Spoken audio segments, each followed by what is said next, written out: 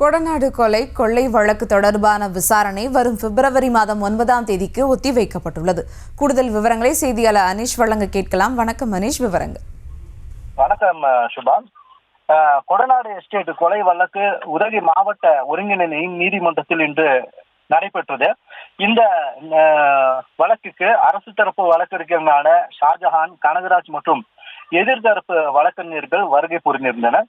அதே போல் இவ்வழக்கினை விசாரணை செய்து வரும் சிபிசிஐடி போலீஸ் பிரவீன் விசாரணையை அதிகாரியான ஏடிஎஸ்பி முருகவேல் தலைமையிலான சிபிசிஐடி போலீசார் நீதிமன்றத்திற்கு வருகை புரிந்திருந்தனர்.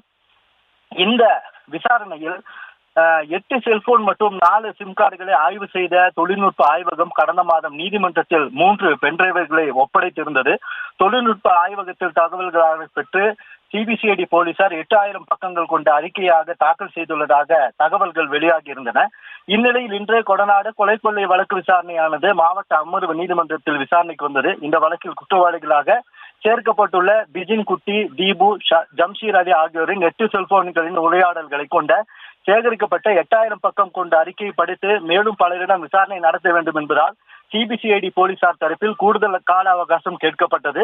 இதனைத் தொடர்ந்து இவ்வழக்கு விசாரணை பிப்ரவரி மாதம் 9ஆம் தேதிக்கு நீதிபதி ஒத்திவைத்து உத்தரவிட்டார். சுபா. செய்திகளை உடனுக்குடனும் துல்லியமாகவும் தெரிந்து கொள்ள சப்ஸ்கிரைப் பண்ணுங்க.